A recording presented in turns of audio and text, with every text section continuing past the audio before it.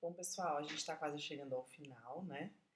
E agora, por último, os últimos temas, eu vou trabalhar bastante com vocês nessa aula sobre o sistema endócrino, mas na aula que vem também. Então, essa semana a gente termina a aula sobre o sistema endócrino, tá? Vou pedir bastante atenção para vocês nesse tema, porque é um tema um pouco conhecido, não é muito lidado, né, normalmente nas clínicas, tá? E aí eu vou pedir para, se vocês tiverem dúvida em relação à parte anatômica e fisiológica, que vocês revisitem lá a aula de vocês de anatomia e fisiologia para facilitar o aprendizado de vocês aqui, tá? Então, basicamente, olha lá, o sistema endócrino ele é formado por um grupo de órgãos, denominados glândulas de secreção interna, cuja tarefa principal é produzir e segregar hormônios para a circulação, tá? A função do hormônio consiste em atuar como um mensageiro, de forma que se coordenem algumas atividades em diferentes partes do nosso organismo, tá? Quais são basicamente as glândulas endócrinas que nós temos? Os principais órgãos, então, são o hipotálamo, a hipófise, a tireoide, a paratireoide, o pâncreas, que são os ilhéus de pâncreas, supras renais, testículos e ovários, tá? Se a gente for ver aqui no desenho, basicamente é tudo que tá de roxinho. Então, o hipotálamo e a hipófise lá no cérebro, a, a tireoide, a paratireoide aqui na região cervical, né, desse homenzinho desenhado, as supras renais que ficam acima dos rins, o pâncreas, os ovários no caso das mulheres e os testículos no caso dos homens, tá? Nós vamos trabalhar aqui duas doenças hoje, o hipotireoidismo e o hipertireoidismo.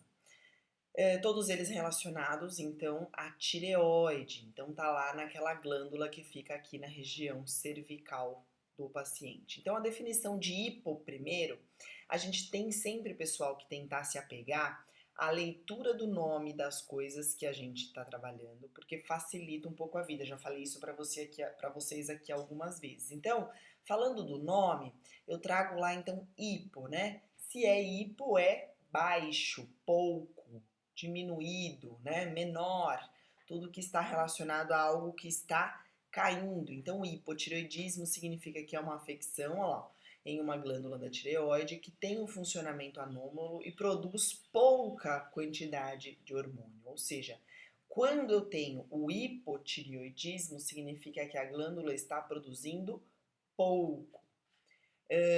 Se a doença for muito grave, diz que se chama mixedema. Não sei se vocês já viram, mas existem algumas pessoas, pode ser que vocês não tenham nunca visto, mas reparar na rua, que às vezes aqui, ó, na região cervical da pessoa fica um bócio, fica uma coisa inchada aqui.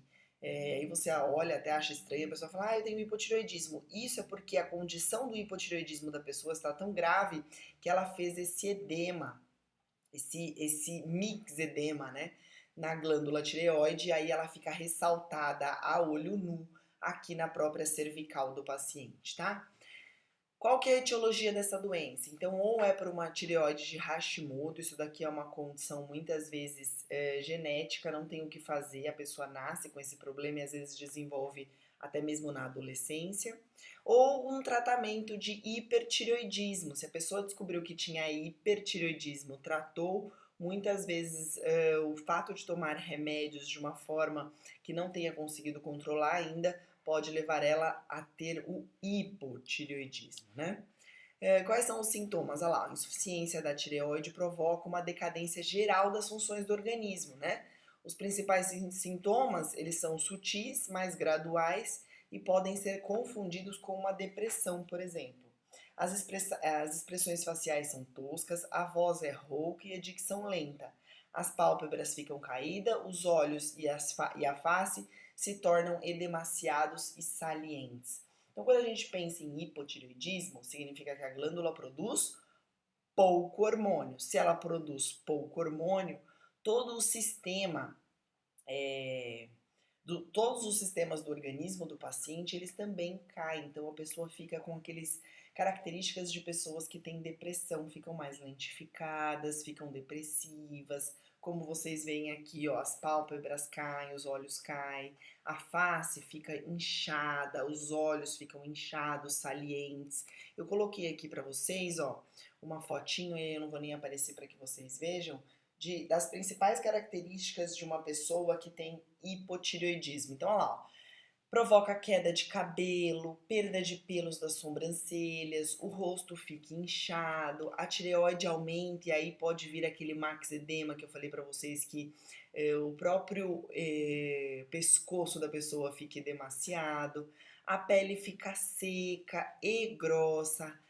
Já que a pessoa tem uma redução, né, no seu metabolismo, aí então a constipação, a pessoa fica com apetite fraco, ela fica infértil e menstrua de uma maneira inadequada, fica com a extremidade fria e inchaço nos membros, né? Então, quando a pessoa tem hipotireoidismo, significa que o metabolismo dela também está reduzido, porque a tireoide não produz hormônio suficiente. E aí, ó, existem algumas coisas que acontecem com essa pessoa. Ela faz ganho de peso, memória fraca, intolerância ao frio e uma sensação de cansaço constante, tá? Então essas são as características de uma pessoa que tem hipotireoidismo. É importante vocês gravarem isso daí, porque daqui a pouquinho a gente vai ver de uma pessoa que tem hiper e vocês vão ver que muda, é o oposto disso daqui. Então é importante sempre saber que hipo é aquela pessoa que ganha peso e hiper é aquela pessoa que perde peso. Então, hipo é aquela pessoa que tem o seu metabolismo reduzido. Hiper, ela tem o metabolismo aumentado. Lá na frente a gente vai ver, tá? Bom, então qual é então, ficou bom, né? Como que a gente vê então a doença de hipertireoidismo? Olha lá, ó. Através de hipotireoidismo, desculpa, é por meio de exames laboratoriais. Então a paciente normalmente apresenta essas características que nós vimos, desconfia que está com algum problema e vai ao médico. O médico solicita alguns exames de sangue. Normalmente ele solicita exames de sangue que verificam os níveis de hormônio da tireoide, que é o TSH e o T4. A partir do resultado, né, alterado, é que o médico pode desconfiar desse problema de hipotireoidismo. Então, no hipo, ó, inicialmente, ou né, quando ele se descobre que tem, ou quando ele está desenvolvido de uma forma leve, o TSH ele estará alterado, mas o T4 pode estar normal. Aí, nesse caso, o médico avalia outros níveis de DSH para fazer o diagnóstico. Então, muitas vezes, por que eu coloquei isso daí para vocês? Porque muitas vezes pode ser que esteja um pouco alterado, mas se só um dos exames estiver alterado, não é significativo de doença, então pode ser que não seja um problema de hipotireoidismo, o médico precisa de outros recursos para descartar ou confirmar a doença, tá? Então, se o paciente tem um resultado de exame de TSH alterado, certamente o médico vai pedir outros exames, que é o T3 e o T4, por exemplo. Normalmente ele pede o T4. Se o T4 também vier alterado, pode ser realmente que a pessoa seja diagnosticada com hipotireoidismo. Agora, se o T4 vier normal, pode ser que não seja um problema de tireoide, tá? Não existe outro tratamento se não tomar o hormônio, então é necessário fazer a reposição hormonal através de fórmula sintética, ou seja, a pessoa vai tomar um comprimidinho para sempre. Isso porque a glândula dela não está produzindo adequadamente a quantidade de hormônio necessária para manter o metabolismo dela adequado, tá?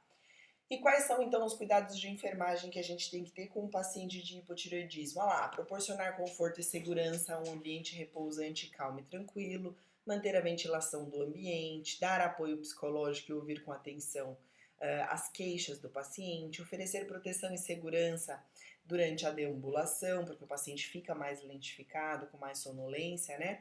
Oferecer uma dieta balanceada, mais rica em calorias e minerais, isso porque o paciente ele tem menos apetite, embora ele tenha ganho de peso, eu preciso oferecer para ele uma dieta rica em nutrientes, né? Mas não rica em bobeira, né? Porque às vezes a pessoa que não tem apetite, ela quer comer qualquer coisa e ela esquece que tem que fazer uma diversificação aí dos nutrientes, tá? Então a gente estimula refeições em intervalos frequentes, olha, ela tem que comer a cada 2 ou 3 horas, estimula a ingestão de alimentos que aumentem o peristaltismo, porque a pessoa vai estar constipada, então aumenta as fibras, e aí, consequentemente, eu preciso também estimular que esse paciente ingira mais água, né? E eu explico as alterações na aparência que serão reduzidas com a quantidade, com a continuidade do tratamento. Então, muitas vezes a pessoa se preocupa, ai, mas meus olhos vão ficar inchados desse jeito, o meu pescoço vai ficar inchado desse jeito, eu não vou voltar ao peso que eu tinha. Então, tudo isso a gente precisa explicar que trata-se de uma condição momentânea e conforme o tratamento for ajustado, é possível que essa condição retome ao que era, né? Que a pessoa retorne a ser como era antes, tá? Bom, para a gente diferenciar o hipotireoidismo, tem mais, desculpa. Vamos lá, ó, oferecer protetores oculares ou óculos escuros, isso porque o inchaço dos olhos faz com que eles fiquem mais sensíveis à luz. Se porventura eles ficarem ressecados, a gente também administra colírios e lágrimas artificiais, isso também porque o inchaço provoca a diminuição da lubrificação. A gente orienta o paciente a dormir com a cabeça elevada, porque como ela vai ter um inchaço da região cervical por conta da tireoide, muitas vezes há um desconforto respiratório nesse sentido. Então, às vezes há a sensação de que a tireoide está pesando aqui na traqueia e a paciente pode referir desconforto respiratório ao deitar completamente em decúbito dorsal. Então, o ideal é que a gente mantenha sempre o paciente com decúbito elevado, tá bom? A gente pesa o paciente em jejum para avaliar o ganho de peso dele e a gente também sempre tem atenção à administração dos medicamentos. Isso eu falo, pessoal, porque normalmente é uma doença que acomete bastante os idosos, tá? E aí imagina você, um paciente idoso que já faz a administração de muitos medicamentos, ter que incluir mais um medicamento. Para que vocês saibam, a maioria dos hormônios eles têm que ser tomados em jejum, porque se eles forem tomados com alimento, pode ser que aquele alimento altere a absorção daquele medicamento. O da tireoide, por exemplo, que é o Puran, né, o mais comum que vocês vão ver por aí é o Puran, Puran T4, ele é tomado em jejum. E às vezes o paciente não tem essa orientação do médico. Quem é responsável por passar a orientação de como faz a administração do medicamento somos nós, tá? Então eu vou passar para vocês aqui no final, para vocês responderem, um estudo de caso que vai falar justamente sobre a tomada do medicamento, tá? O paciente vai ter que tomar 2 medicamentos que são em jejum e a indicação é essa e ele não sabe o que fazer e vocês vão ter que ajudá-lo a resolver. Por isso que tem que ter atenção aqui cuidadosa na administração dos medicamentos para garantir que os medicamentos sejam absorvidos de uma maneira adequada e para a gente garantir que o paciente realmente saiba como é que ele tem que tomar aqueles medicamentos, tá? Bom, terminado o hipotireoidismo, nós vamos ver agora o hipertireoidismo. E é importante que a gente tenha na mente que hipo é pouco, então a gente vai gravar as características de um paciente com hipotireoidismo. Hipo, se é pouco, produz menos hormônio, o paciente fica letárgico, fica com sono, o paciente fica demasiado, os olhos incham, o pescoço incha, tudo isso porque ele produz pouco hormônio. Já o hipertireoidismo, a gente vai ver aqui, ó, é quando a glândula está hiperativa. Hiper é mais, tá? Assim, a tireoide produz mais hormônios. Pode ter várias causas a doença, tá? Entre elas reações imunológicas, predisposição genética após alguns choques emocionais ou mesmo a inflamação da tireoide, tá? Independente disso, é importante que a gente saiba que na população em geral é mais comum aparecer pessoas com hipotireoidismo e não hipertireoidismo, tá? É mais comum hipo, de qualquer forma, pode acontecer também, tá? Os sintomas, normalmente as funções do corpo se aceleram. Então, enquanto lá no hipo o metabolismo está lento, aqui o metabolismo está elevado, né? A frequência cardíaca aumenta e pode desenvolver até um ritmo aí anômalo, ou seja, um ritmo problemático, né? Pode aumentar a pressão arterial também, o paciente sente muito calor, a pele fica úmida e as mãos podem tremer. Então vamos lá, no hipotireoidismo tudo fica mais lento, a pele fica seca, a mão fica fria. Aqui tudo fica acelerado, frequência cardíaca sobe, pressão sobe, o paciente sente muito calor, ao invés de pele seca ele tem pele úmida e as mãos chegam a tremer, tá? Deixei também aqui mais a fotinha para vocês verem lá a comparação. Então aqui, ó, os cabelos ficam quebradiços e há sim perda de cabelo. Os olhos também ficam arregalados, tá? Transpiração do paciente aumenta. O tamanho da tireoide também aumenta. O fígado também aumenta. O ritmo cardíaco pode ficar anormal. O paciente tem náusea, vômito, diarreia, o apetite aumenta muito, diferente do outro. Aqui pode ter perda de libido e amenorreia, ou seja, lá enquanto tinha menstruação, aqui pode ser que não tenha. E há tremores na mão, tá? Ou seja, um paciente com muita produção do hormônio, ou seja, com hipertireoidismo, ele fica irritado. Aqui, ó, irritabilidade, hiperatividade, altos níveis de glicose no sangue, intolerância ao calor e baixo colesterol sérico. Aqui também tem a ver com o metabolismo. De qualquer forma, a gente consegue já perceber que é bastante diferente do hipo, né? Então aqui é exatamente o contrário. Tudo que lá era lento, aqui ficou muito acelerado, tá? O que a gente vai fazer então em relação aos cuidados de enfermagem? O que a gente sempre faz, ó, proporciona conforto, segurança, um ambiente repousante, calmo e tranquilo, mantém a ventilação adequada do ambiente, a gente dá apoio psicológico e ouve com atenção as queixas do paciente, a gente orienta familiares e as visitas para evitar conversas que possam perturbar o paciente, isso porque ele já está com a irritabilidade aumentada. A gente orienta sobre restrições de bebidas, como chás e cafés, que podem ainda mais aumentar o metabolismo dele e não é isso que a gente quer. A gente supervisiona a ingestão da dieta, incentiva uma dieta mais nutritiva e mais hídrica. A gente mantém um ambiente com baixa luminosidade, né? Se o paciente tiver sensibilidade, como era o caso da outra também. A gente também pesa o paciente em jejum, mas agora é porque o metabolismo do paciente está tão acelerado que ao invés de ganho de peso, ele tem perda de peso, tá? E a gente observa se os tremores estão afetando as atividades do paciente. Reparem que os cuidados de enfermagem, eles sempre vão ser, pessoal, relacionados a esses sintomas que o paciente tem, tá? Aqui o tratamento, qual é? Normalmente é medicamentoso também, então o paciente vai ter que tomar medicamento para controlar essa condição, né? E aí, mais uma vez, pode acrescentar aí o cuidado de enfermagem, que é a orientação em relação à tomada do medicamento, tá?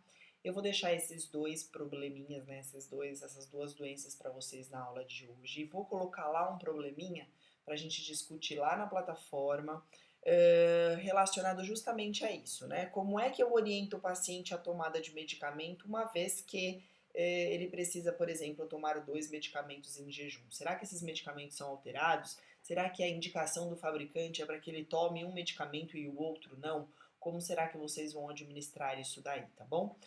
Na próxima aula eu vou deixar um outro vídeo falando sobre diabetes, que é mais uma doença do sistema endócrino e hormonal. E nós estamos na reta final, hein, pessoal? Quase terminando o nosso curso aí de clínica médica. A gente se vê na próxima aula.